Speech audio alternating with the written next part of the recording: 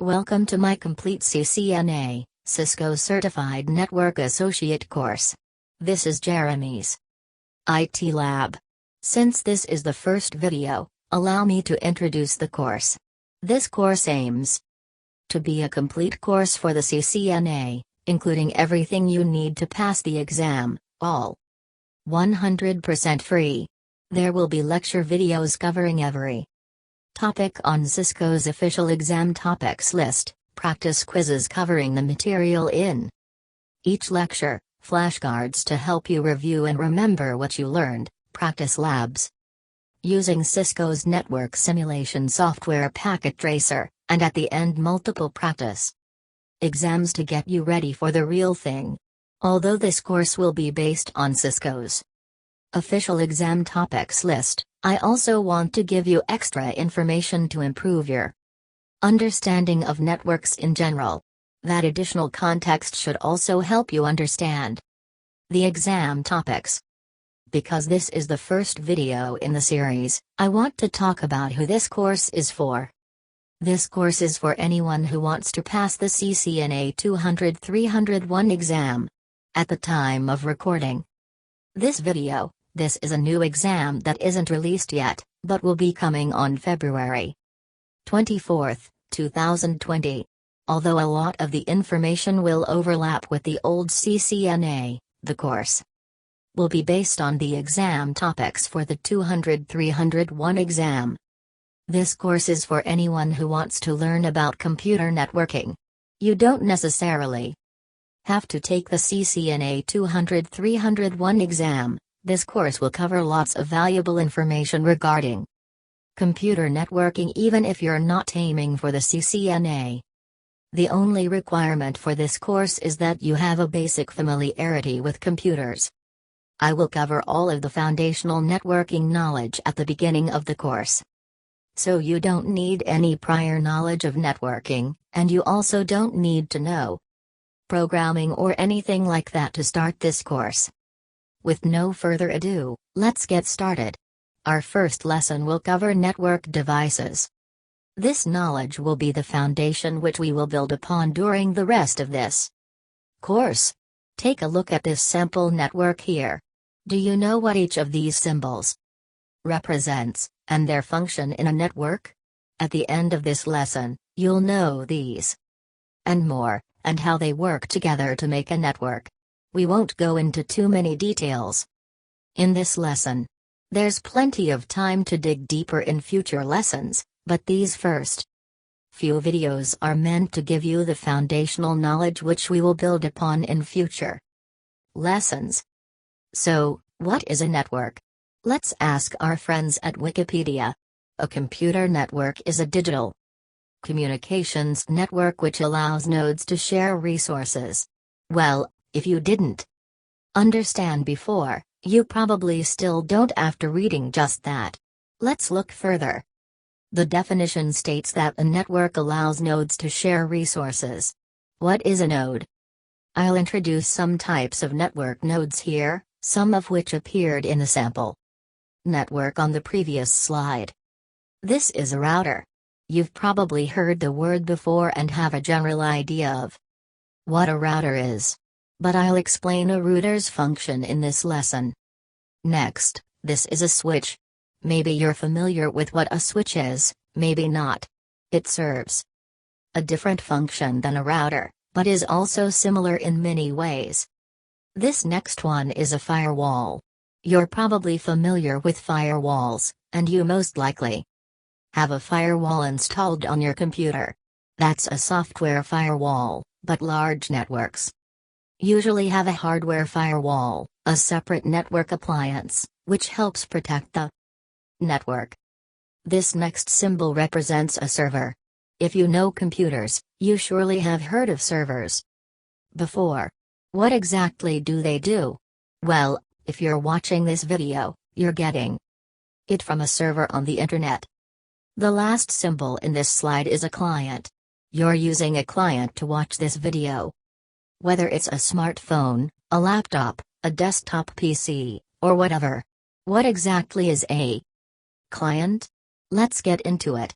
Over the next few slides, let's build a sample network and look at the functions of each of these network nodes in the network. You might also hear clients, as well as the previous node type, servers, referred to as end hosts or endpoints. Okay, so we looked at some types of network nodes, but we didn't really examine exactly what each type of node does in a network. Let's build a network and examine each node's role.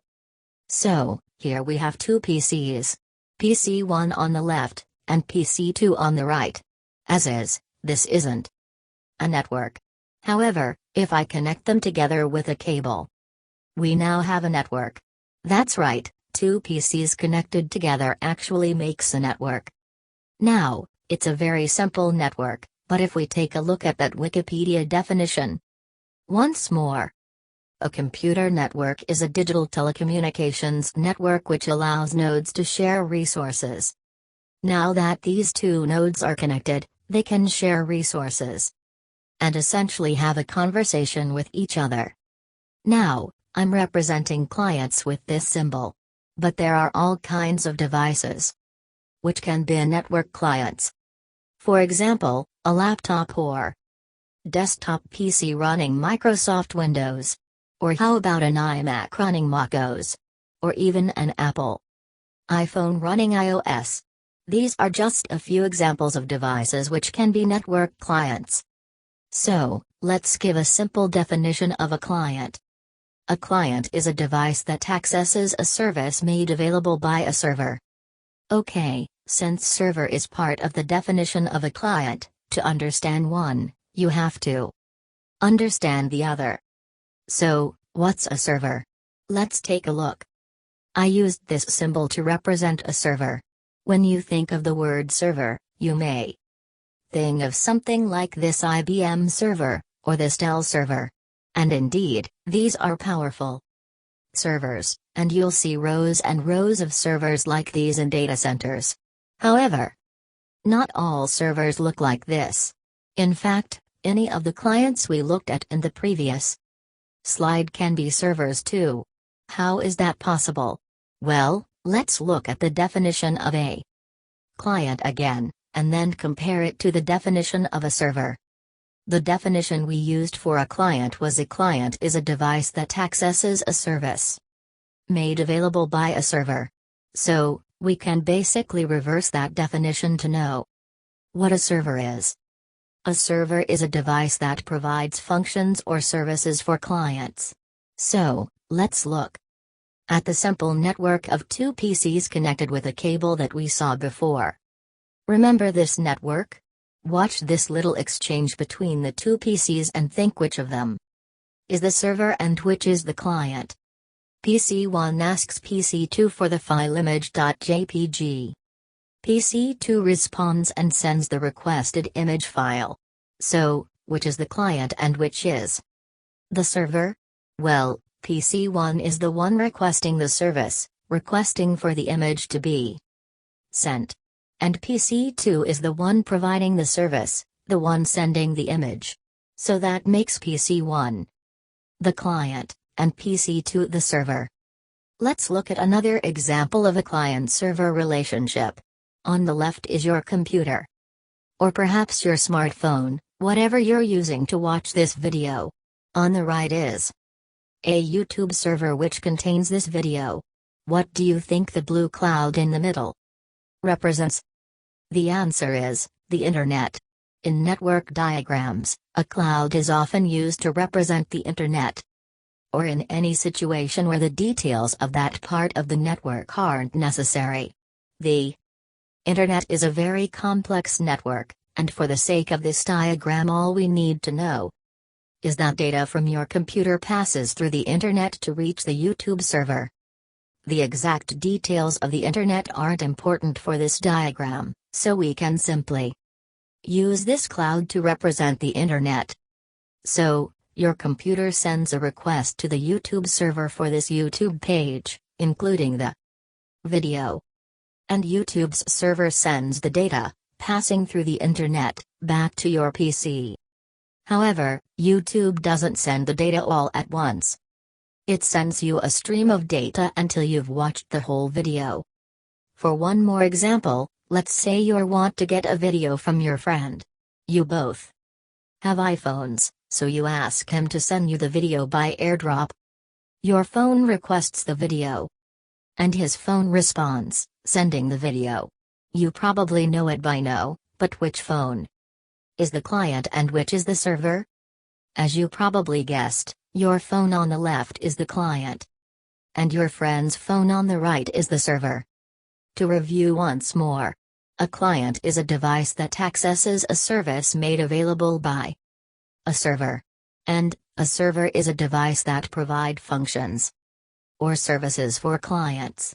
Also, keep in mind the same device can be a client in some situations, and a server is other situations. Okay, hopefully you have a better idea of what a client is and what a server is. Now, let's build out the network further, and show the next part of the connection between end hosts and the Internet. Let's say this is a network for an enterprise. And this enterprise has a branch in New York, and a branch in Tokyo. Of course, a real enterprise branch will have more than just a couple PCs or a couple servers, but I also couldn't fit an entire network on this one slide.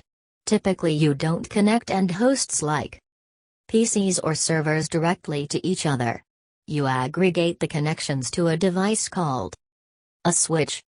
As you can see, the two PCs are connected to SW1, and the two servers are connected to SW2. Switches have lots of interfaces for you to connect end hosts to. Look at this Cisco Catalyst switch.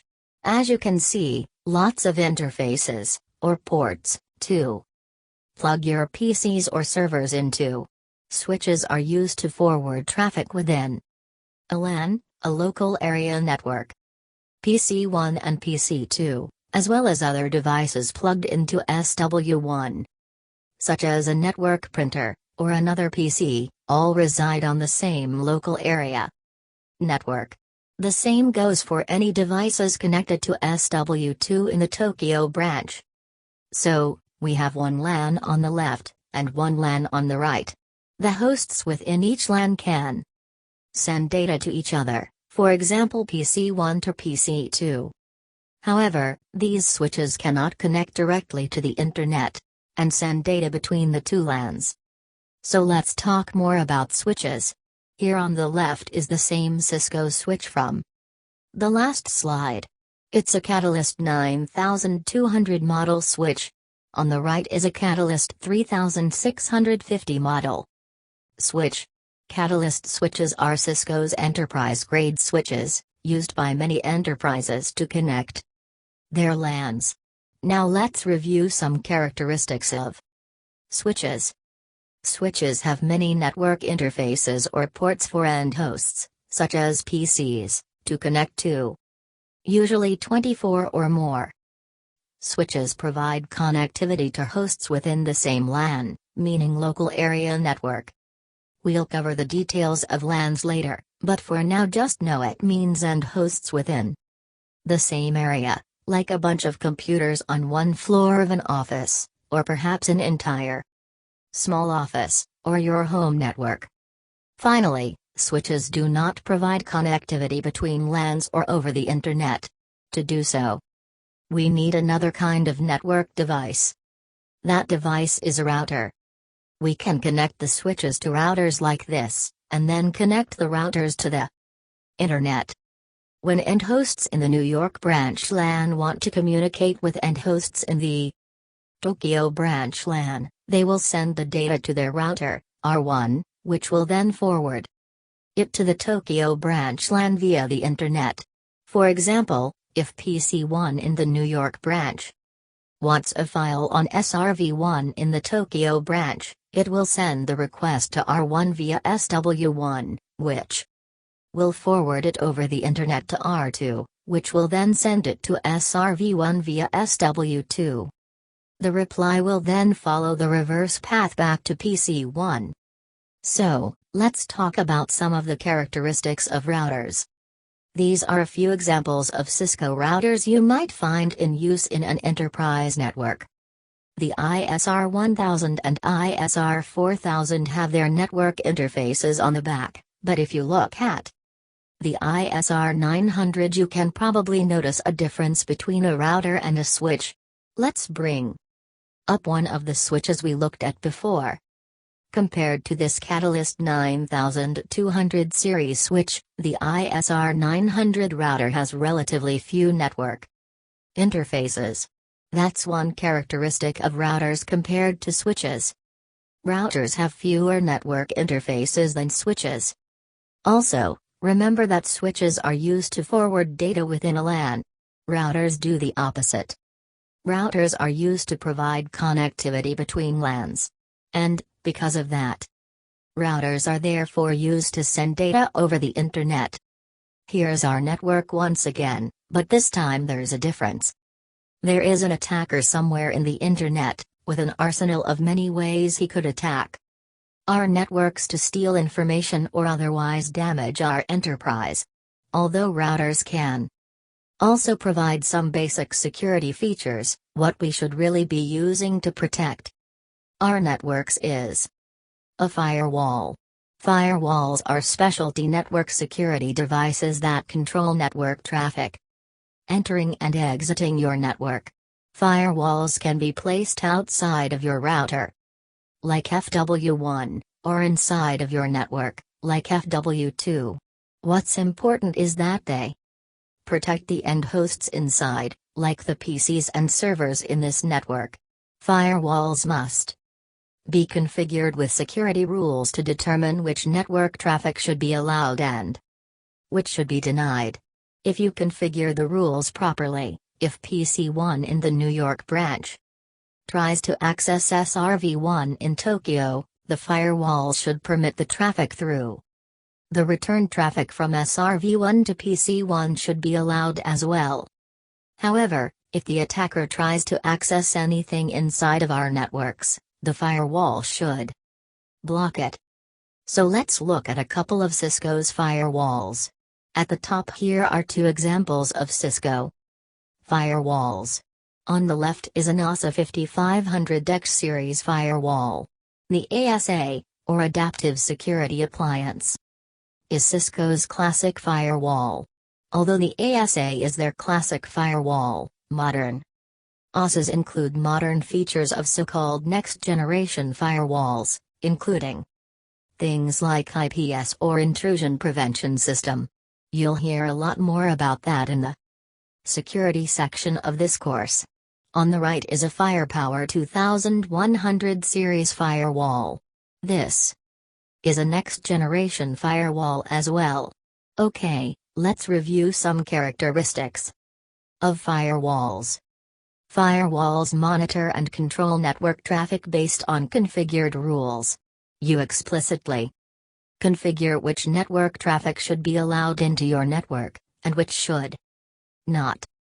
Firewalls can be placed inside the network or outside the network, meaning, the firewall can filter traffic before it reaches the router, or after it has passed through the router.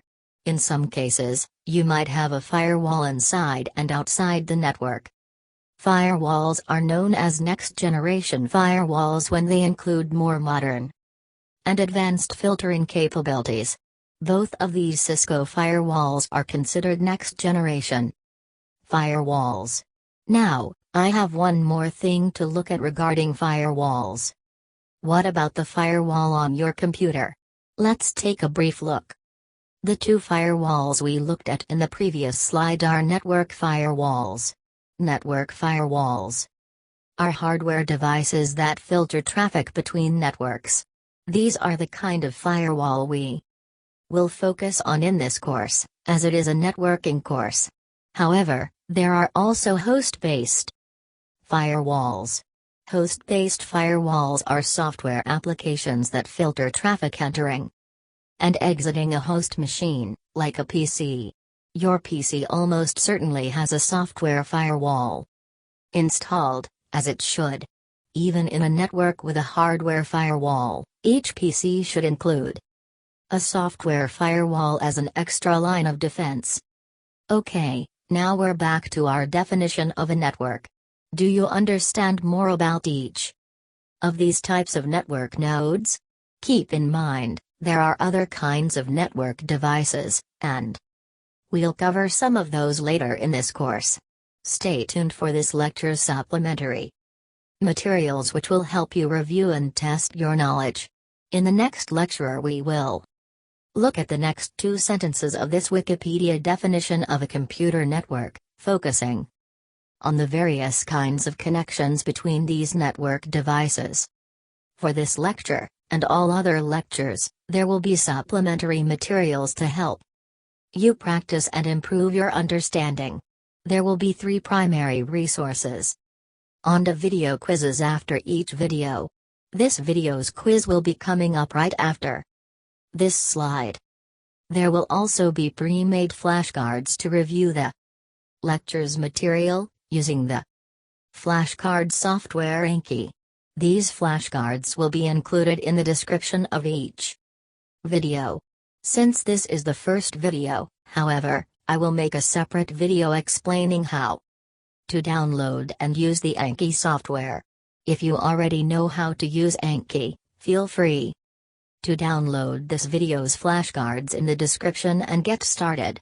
Otherwise, wait for the next video and I'll show you how. Just one recommendation, as I will upload a separate flashcard deck for each video. Instead of having many separate decks, I recommend you create one CCNA deck and then transfer the new cards to that central deck. Finally, there will be a practice lab using Cisco's network simulation software packet tracer for each and every video. I will release separate videos for these practice labs, and will include the packet tracer file in the descriptions of those videos so you can download them and complete them yourself. The packet practice lab for this video will be a demonstration of how to download packet tracer and get started with it. Now, let's go on to this video's quiz. Select the best answer from the available choices. In some cases there are multiple answers that could possibly be correct, but there will always be one best choice. Cisco exams tend to have lots of questions like that, so hopefully some of these will be able to test you in a similar manner. This first video's quiz questions, however, shouldn't be too difficult.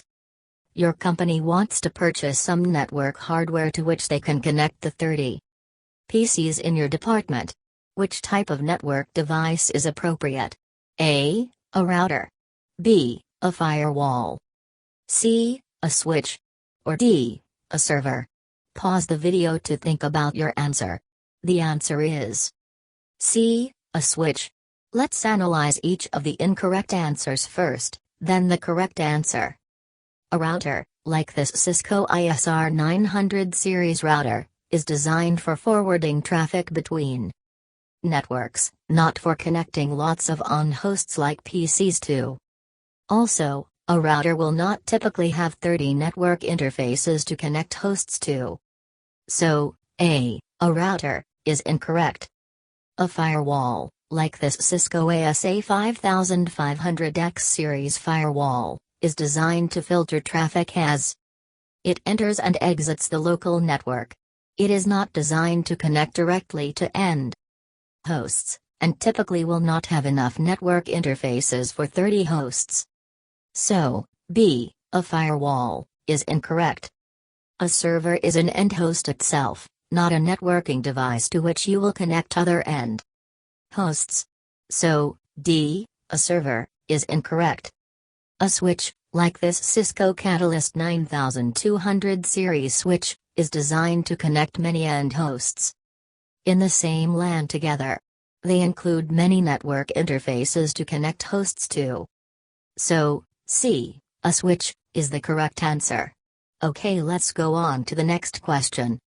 You received a video file from your friend's Apple iPhone using AirDrop. What was his iPhone functioning as in that transaction? A server. B, a client. Or C, a local area network. Pause the video to think about your answer. The answer is A, a server. Let's check the answers. In this case, your iPhone, not your friend's iPhone. A client accesses a service, it does not provide a service. So, B, a client, is incorrect. An end host like an iPhone does not function as a local area network, LAN, by itself. It can, however, be a part of a local area network. So, C, a local area network, is incorrect. A server is a device that provides functions or services for clients. In this case, your friend's phone provided the file to your iPhone. So, A, a server, is the correct answer. Let's go to the next question. What is your computer or smartphone functioning as while you watch this video? A, a server. B, an end host. Or C, a client. Pause the video to think about your answer. The answer is C, a client. Let's check the answers. Your device is receiving a service, not providing one, so it is not functioning as a server. Therefore A, a server, is incorrect. Although your device is an end host, that does not describe its function. Both servers and clients are end hosts in a network. So, B, an end host, is incorrect.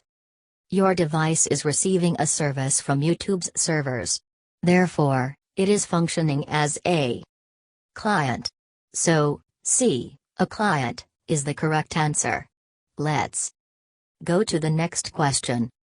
Your company wants to purchase some network hardware to connect its separate networks together.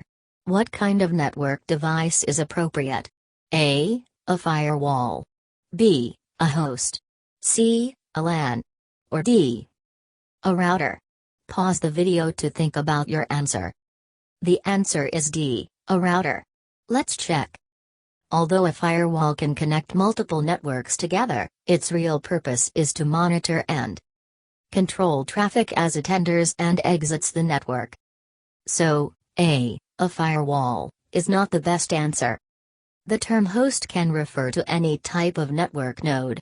So B, a host, is incorrect. LAN stands for local area network. A LAN is not a network device itself. So, C, a LAN, is incorrect. A router is a device that is designed to connect and forward network traffic between multiple networks. So, D, a router, is the correct answer. Let's go to the final quiz question. For this video, your company wants to upgrade its old network firewall that has been in use for several years to one that provides more advanced functions. What kind of firewall should they purchase? A, a host-based firewall.